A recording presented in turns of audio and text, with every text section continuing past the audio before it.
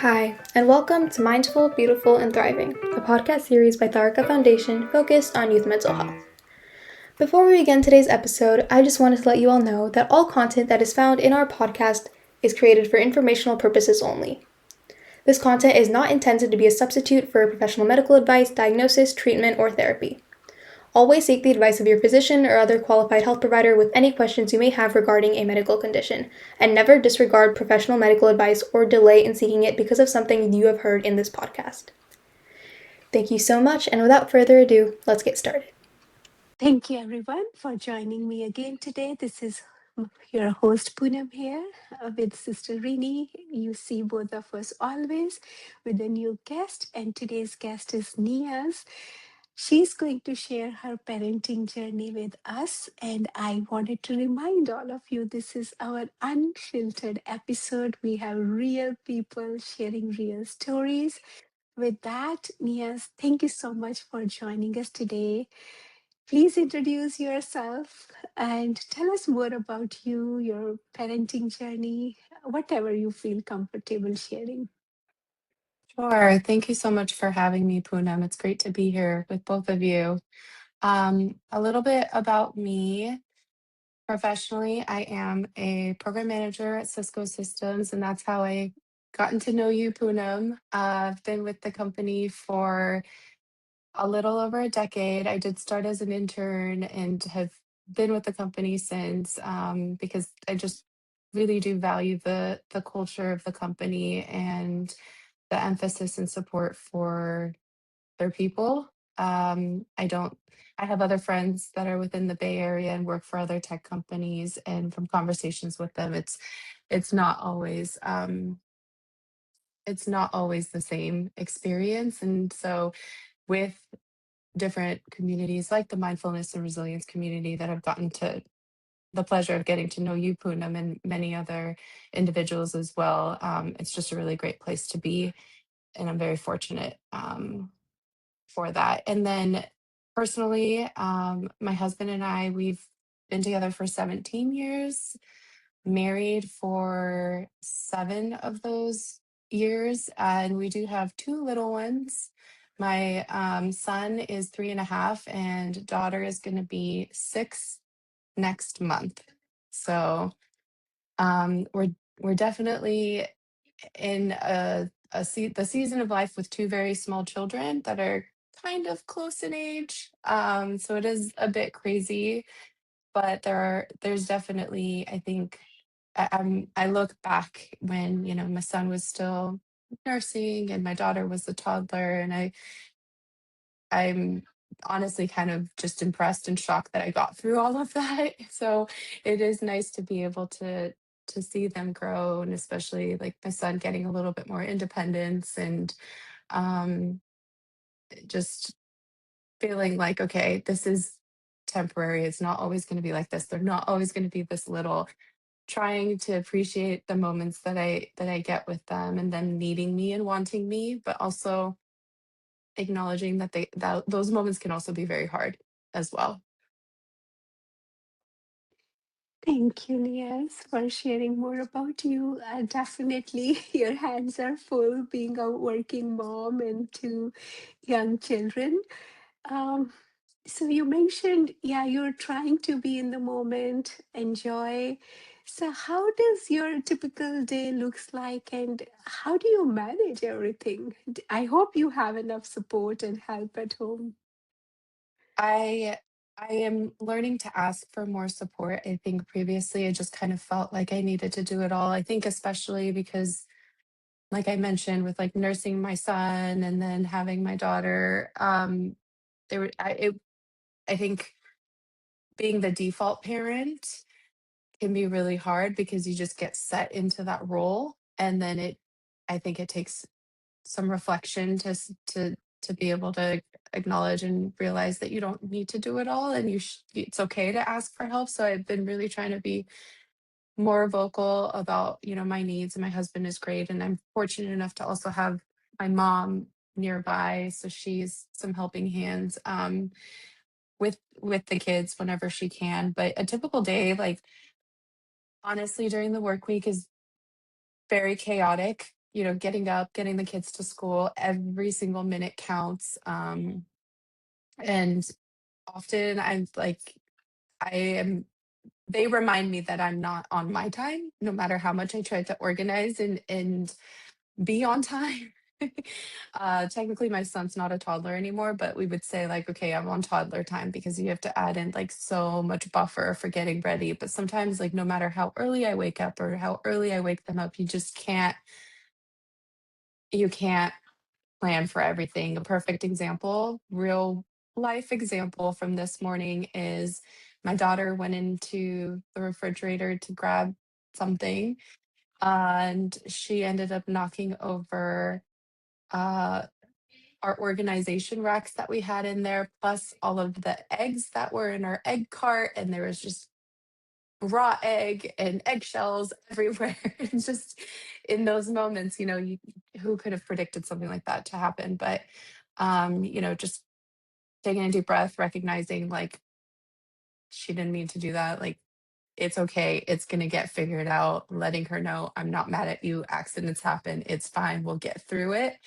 Um, but definitely stressful. I mean, I think physically being able to sense and like the thoughts racing of, oh my gosh, am I going to be able to make it to her school on time, and all the other implications of this delay. And um, yeah, so mornings are chaotic, all of that to say. And then for me, also getting back to work, I have limitations in terms of my schedule because I am usually the primary individual that has to take the kids to school. My husband oftentimes will have early meetings or has to be in the office. And so with the flexibility of being able to be hybrid, I'm usually the one rushing the kids to school. But then that means I can't get to my desk until 9 a.m. Pacific time. And at Cisco, we're a global company. So that's like so many hours that people have already been online, already been working, already had many conversations. So it does truly feel like I'm behind most days to be able to like get up to speed, and kind of always feeling like I'm playing a bit of catch up. Um, but it it it is nice to be able to also in some ways be connected to all of our devices and in the know. But I have also noticed that it is important to set boundaries and be, I guess, very honest with your manager if at all possible. And I've been very fortunate to have my manager's support and understanding that I have set work hours, and that sometimes I might not be reachable at 7:30 in the morning because I'm in the thick of having to clean up eggs off my kitchen floor, or whatever is going on for us. But then, similar to kind of the mornings, the evenings also do feel a bit compressed with things that we have to do. It is still a tight timeline of get the kids home, get them bathed, get dinner going, have dinner together, and then maybe, like, if we're lucky, an hour to spend some quality time, and then get them to go to bed, which of course they never want to go to bed. They don't want to wake up in the morning and then they don't want to go to bed. And it's this whole thing to try to get them motivated to brush teeth, read a book, get into bed. And, um, for my husband and I are lucky to have like an hour to ourselves to fully be able to kind of decompress after the day. So that's a typical like work day, I would say. Weekends are definitely a little bit more relaxing, and I think those are the days that we get to catch up on some of like our house chores and other things that we're not able to get to on a typical work day. Yes, thank you so much for sharing all the details. Even that whole picture was coming in front of me when kids were young. Yeah, I was pretty much in the same mode as you are right now. But you mentioned a lot of good things what you are doing. I wish I knew that time. You told like when this morning incident happened, you were calm. You were telling your daughter like her intentions were not there to make a mess. Accident happens. So you handled the situation very nicely, I would say. And it seems like, eh, you are doing right things, whatever possible you can, like healthy boundaries, having supportive manager, your husband. That's all wonderful to hear that. So I'm so proud of you. Pat, give pat on your back. Like we It's not generally always like that. There's definitely breaking moments too, but appreciate you, Punam. We're all just trying our best. exactly like giving that grace to yourself, being kind to yourself, that self love, right? I always used to find fault in myself, that self criticism. My God, I'm not good Mhm. at this, I'm not good at that, which did not help me at all. Rather, it hurt me. So I learned to accept the reality as is it. And, as we are saying, there is nothing called perfect parenting. And I really, do not want to be a perfect parent because we human beings are perfectly imperfect. So I made peace Mhm. with that. So I would like to hear from Sister Rini. What would she like to say us? I mean, Neyaz, as she shared, and both of you shared actually, that when things happen, what is really happening is at the surface level, yes, we are doing what needs to be done. But I guess what we are really communicating with each other is from where are we coming into our actions, right? Like as you said, it wasn't her mistake, it just happened. Even if it was her mistake, let's say she was upset one Mhm. day and then she knocks the whole thing down. Right? Right. And in that moment, that is her emotional experience that she's feeling, and she's identifying with it. And so it's expressing in that particular way. Not that in this case it was like that, but it can be like that. Mhm. So, like sometimes I've seen, not just with my daughters, but it could be in any relationship, right? Where maybe boss is upset with me for some reason, where I didn't do anything that was deserving that raising the voice, right? But I guess when we are, for me, one thing I have found is when I live life from a place of self introspection, and every scene I walk into is for me to check, am I coming from the place of essence that I am? Or am I coming from the emotions that do come up, and they will come up, but as a welcoming presence for my emotions? So then what happens is when you walk into the scene, you're not walking with that defense mechanism of protecting this personal self, but you're totally open, you're totally allowing, and because nothing can hurt you, nothing can harm you. So when I'm entering any scene, when I come from that particular one point, if I can just tell myself one thing, all my life is about self introspection. No matter what scene I enter into, it is all about me. Nobody is responsible for my happiness, and nobody is responsible for my sadness. And nobody is responsible for anything that I feel, whether it be so called positive or the so called negative. But I'm the one that is kind of, whatever scene situation it may be aware of both the aspects of my experience and come from the place of that which is prior to good and bad. So in case like you beautifully like handled your situation with your daughter, and as you said, throughout the day there's so many things that are happening. In the evening also when you come back, it's like you feel that there's a lot to be done, right? And we all feel that, and these feelings are just kind of, they have to appear. They have been lying dormant in us for quite a while, and they need to appear in a welcoming space of presence that you are.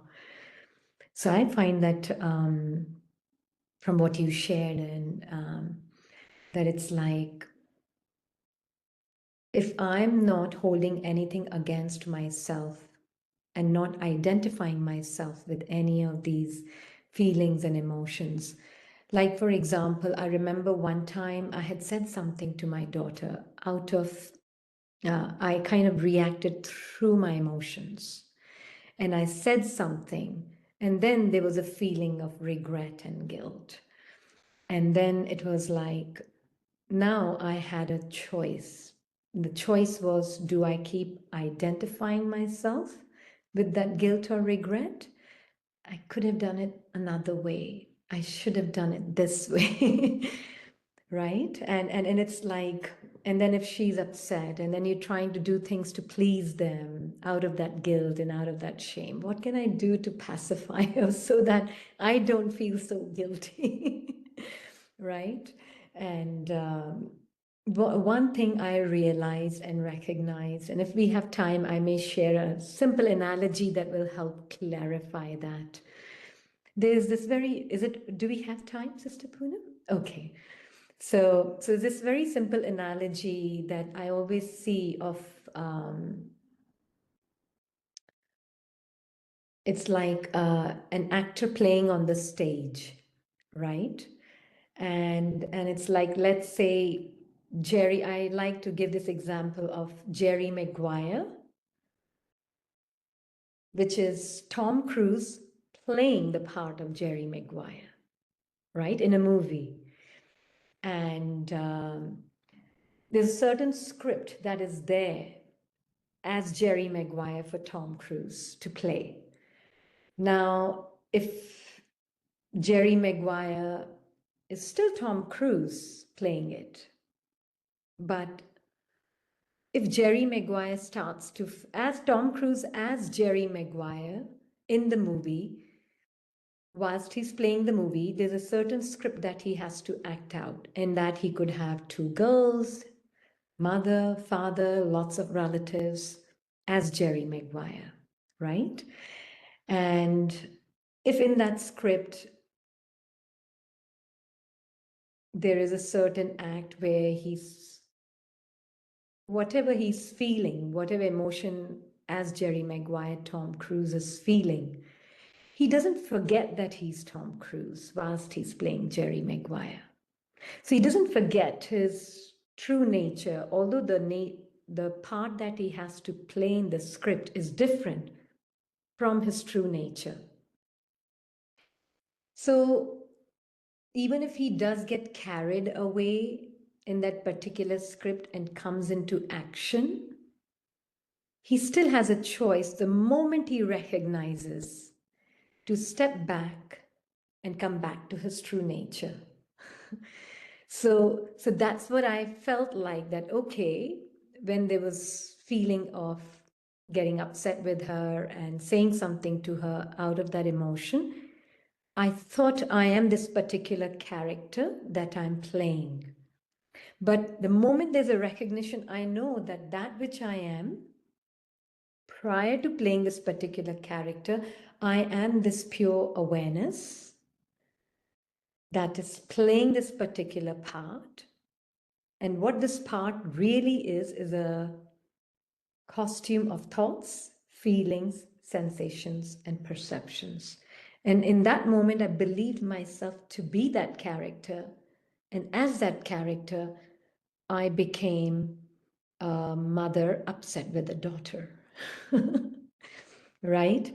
And kind of seeing it like that, it helped me very quickly to not put a veneer of it's okay, this happens, on the regret and guilt, not putting a veneer of a positive thought, which we can do at times, but really coming from a place of what is my true nature prior to being this particular thought, particular feeling of regret, shame, guilt. What is it about me that never changes? And it's like Jerry Maguire, the costume that Tom Cruise is wearing, the part that he's playing. he takes a step back and sees what? And Tom Cruise here is standing for awareness in this analogy, right? So it's like he looks back and he sees, oh, wait a minute, my true nature has not changed, right? I'm still the same awareness that I always was, and that innate piece of who I am cannot be changed, dirtied, stained, or sullied. So it's like literally coming back to that space of who I am prior to these thoughts, feelings, sensations. I'm not giving myself a out of jail free card and saying, you know what, it's okay, nothing wrong with this. No, I do take responsibility, but my responsibility is to first stand in my truth of who I am. And then from there, I see these feelings of guilt, regret, shame with complete loving disinterest, not judging them, not saying they're right or wrong. But then when I see it from that space of being Tom Cruise or that pure awareness that I am, in analogy, I want to reiterate Tom Cruise stands for pure awareness, and Jerry Maguire stands for thoughts, feelings, emotions, sensations, as a script, as a costume that he puts on, a subtle costume that he puts on. So for me, it's like I am the awareness, and Rini, this character that I play, is a subtle costume of thoughts, feelings, sensations, and emotions that I put on, and I play my part. So then, from that space, when I really saw all these feelings, and I saw that Tom Cruise, which is standing for awareness, doesn't judge Jerry Maguire, which is thoughts, feelings, sensations that he's wearing. He's just like a mother, lovingly disinterested in seeing these thoughts, feelings, and emotions, not judging them at all, not holding him against him, and then going and apologizing that I am wrong, I made this mistake, I'm this guilt, I'm this shame, and then I go and feel myself to be that guilty person. Now I want to get relief from that feeling, so I go and apologize. Not like that, but to really know that I am one that feels these feelings, aware of them, but that which I am is undisturbed. Unconditional love first for myself.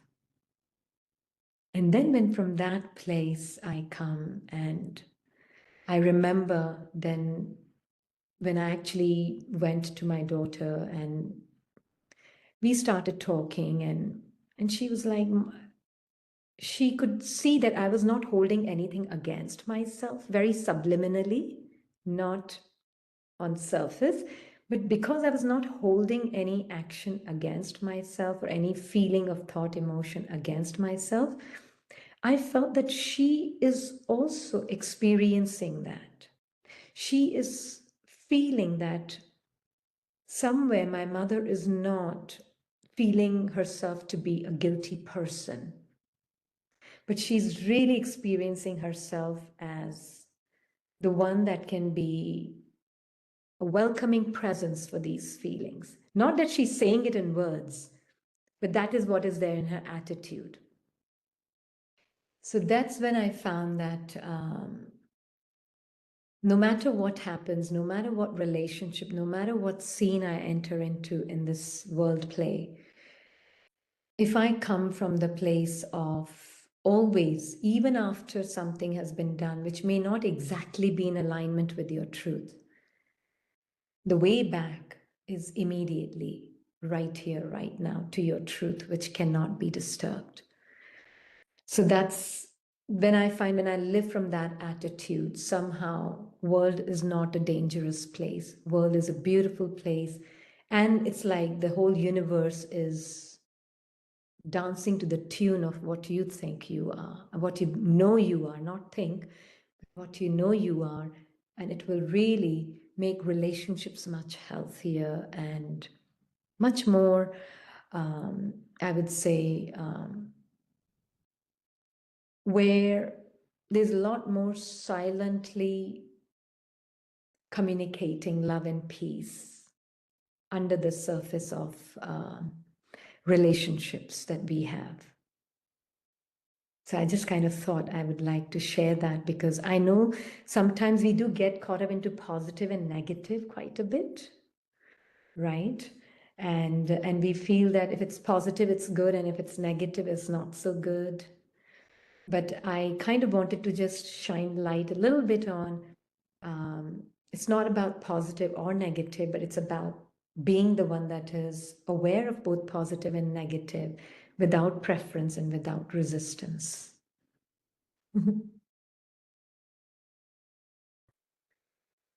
It's really beautifully explained because whenever I talk to moms, they say, Mommy, guilt is real.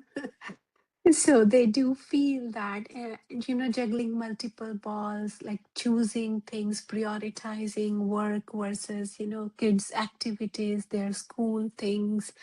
So, what I understood from today's conversation, it's okay to see all these emotions. These emotions will come and go, but knowing your truth, that essence you were talking about, that is always, if we remember that I am that love, I am that peace, unchanging. These emotions are coming to tell me something. So, taking a pause, watching your emotions, recognizing it, absolutely fine. But go back to your truth. And next moment, communicate in that truth. Then all the relationships are going to be beautiful. That's like whether parent, child, or with your boss or, spouse. Because I think we get carried away with those emotions. We forget our own truth, and then we go in that guilt and shame, and then that comes also in our words when we are communicating. So you're teaching us a very beautiful method to just take a pause and go back to your truth. These emotions will pass anyway. So that's my understanding. Niaz, would you like to share what you understood from this conversation? Yes, thanks for the opportunity to jump in here. I loved that analogy. I can relate. The mom guilt and the mom shame is so very real, and I just would love to hear more about in terms of this mindset or mindfulness with keeping yourself separate from these thoughts, emotions. Is it something that, like working out and exercising, you're having to, or you had to consistently focus on and practice? Or I'm very curious in terms of how you can kind of strengthen that um, perspective. I know for me personally, Poonam knows this. Prior to children, I did a 10-day Vipassana course and I felt very mindful and all. And then, of course, having children, all of that went out the window. And I feel oftentimes that I can get perhaps either overcome, overwhelmed, overstimulated. If my children are in distress, I feel in distress. Something that I am often challenged with is not being able to scale across both of my children's needs when they both need me, and having to be able to assess in the moment, okay, which one is an emergency, who needs me more. But I am finding oftentimes I have to lean on my daughter who's older to sort of, you know, wait a little bit more. But I also want to make sure that that doesn't become an established dynamic, because want her to feel heard and valued. But just would love guidance, wisdom in those situations, how to sort of tap into that mindset, and if there's any prep that can be done prior to sort of exercise that ahead of time. Might not have an hour to meditate in the morning and evening with Vipassana style, but there are any quick strategies that can be pulled from in the busy, work day that I shared. I would love to hear more. Yeah, like I mean, as you said that you went for 10 days silent retreat for Vipassana, right? And I think one thing that at least what I took from there was whatever my current experience is how it should be.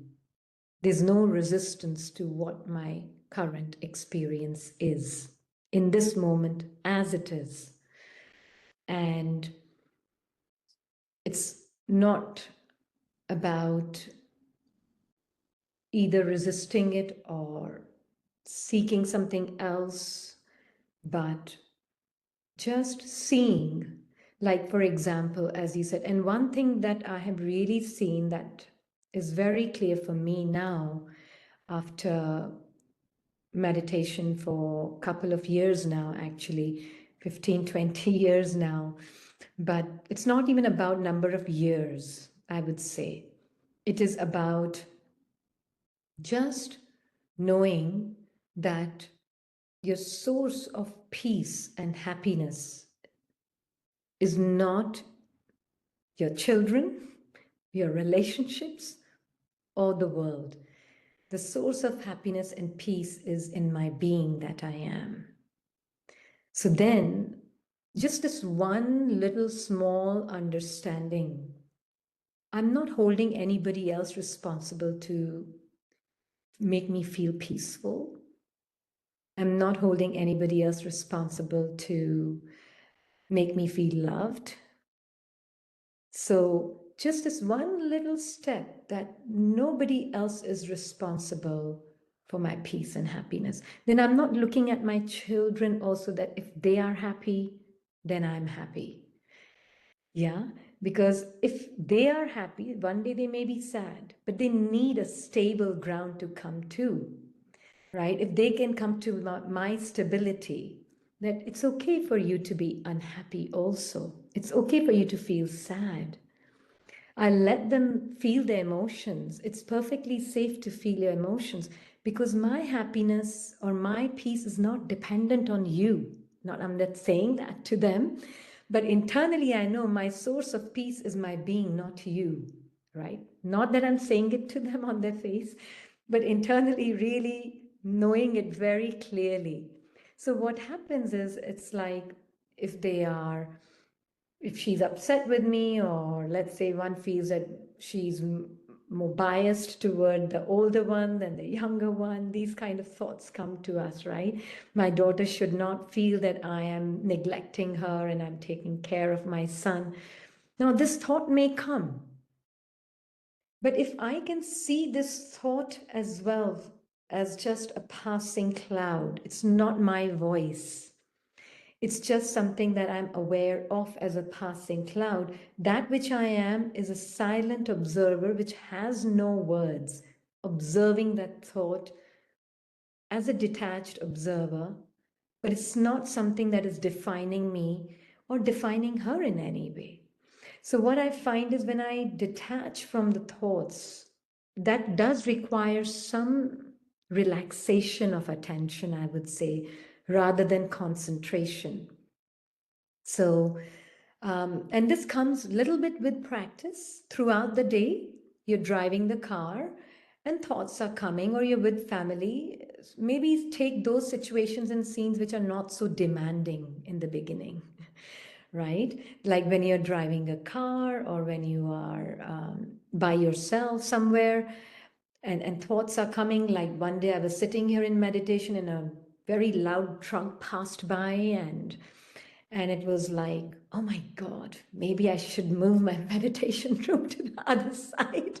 It is so disturbing and noisy here. Now, this entire commentary, the narrative is speaking, and I can feel the sensations also with it, right? But this was also my opportunity either to get hypnotized by what my thoughts are speaking, what the thoughts are speaking, not mine, but what the thoughts are speaking, or what the sensations are being felt. Or it was also my opportunity to see them that it's okay, this is my current experience at the level of the thoughts and sensations. And this is what I'm aware of. I have zero resistance to it. And the moment there was no resistance to what the voice was speaking, I was seeing it impersonally, and what I was feeling at the level of sensations, they're allowed. just a welcoming presence, a big yes to whatever the experience is right now. And this really kind of, sometimes you got hypnotized and sometimes they were not. And this back and forth goes on, and that's fine. But then what I realized is more and more, this became a very beautiful, fun activity for me, to be honest, in the beginning. So then it was like, okay, maybe it hypnotized me for 10 seconds, or maybe 2 minutes or 2 hours. I don't know. It depends. So let's say in this time, it was like maybe I was hypnotized and I was quiet. I was in the meditation session and I was giving a commentary. And here there's another commentary going on already, right? And feelings are completely different. I'm talking about peace. True. But my feelings and everything else, the thoughts and the feelings are totally not what I'm talking about. And yet, I am prior to these feelings. I am like that Tom Cruise, that awareness, prior to the thoughts and prior to the feelings, that which cannot be disturbed. So they could not hypnotize me and pull me into becoming them, right? And as a result, it's not like, oh, I'm talking about peace and I'm feeling like a fraud. Even that thought came. Here you're talking about peace and you're feeling like this. You should not be feeling like this. Right? And I'm observing all these thoughts coming and passing, arising and passing, arising and passing. I'm not interested in what they're saying. Because it could be Chinese for all you know. And if it's Chinese, I don't understand what it's saying. Right? So as a result, it could not hypnotize me into being it. And the sensations also were neutral because the thoughts are not dictating to me what, how, and how I should be feeling it. It's just a neutral sensation. Intense maybe, but it is not speaking any story. And then it was like the continuation of everything happened. And then in my commentary also, then it was like taking them into an experience was like, you could be experiencing an emotion like that, you know, and how we could see it and how we could be completely detached and lovingly detached, not aloof, but lovingly detached from our experience, not negating it, not denying it, not pushing it under the carpet or not fixing it or not trying to get rid of it or running away from it or it's like, no, it is what it is. It is the experience right now, but I'm the one that is experiencing this experience. I know the experience and I'm prior to it, before it. Nothing can affect and change this truth of who I am. And that essence changes the commentary. There's no effort in changing the commentary, but knowing the essence prior to your thoughts and sensations and perceptions, knowing that silent presence that I am, that changes my commentary automatically without any effort. I don't know if that answered your question, but I find throughout the day, there's so many opportunities like that. It could have also been my biggest nightmare. Mm-hmm. I'm in a public platform on in a meditation session, and here I am feeling like a fraud or whatever it could have been. But the same thing became my greatest opportunity. So I find life is filled with opportunities like that throughout the day. Absolutely. Thank you for sharing that. I love your description of sort of those moments of getting swept up in thoughts, feelings, emotions as being hypnotized. I don't think I've ever heard of it described that way. And it just put a visual in my mind that just it was just very beneficial and helpful to hear that description and being able to also take out small moments throughout day-to-day life to sort of just know that essence is, I think, practical. It doesn't have to be this grand moment of, okay, I need to block off an hour to go sit down on my meditation mat and have incense lit up, and it can just be micro moments. So that's very helpful to hear, and just manageable too. So thank Absolutely. you. Thank you. Thank you, Neyaz, for your beautiful question. Thank you to both of you. Sister Rini says it's effortless effort. And Nia's also felt that. So great tool. Just I felt, creating distance between thoughts and myself. Be attached, like my thoughts, my feelings. Mhm. I am separate, thoughts and feelings are separate. If we learn to create that distance, I think as we are using the word hypnotize, we are kind of immersed in our own thoughts, feelings, and emotions and forgetting who the like real essence is. Who am I? That peace, calmness, what Sister Rini was describing. Feeling grateful to both of you for a wonderful conversation today. I'm sure our parents who are listening to this episode will be tremendously benefited. With that, thank you so much for joining me today. Thank you. Thank you, Thank you so much. both of you. You are listening to Mindful, Beautiful, and Thriving, a podcast series by Tharaka Foundation. As part of our youth series, we will be releasing new episodes every month, so make sure to continue to check those out. We hope you enjoyed this podcast, and we thank you so much for listening.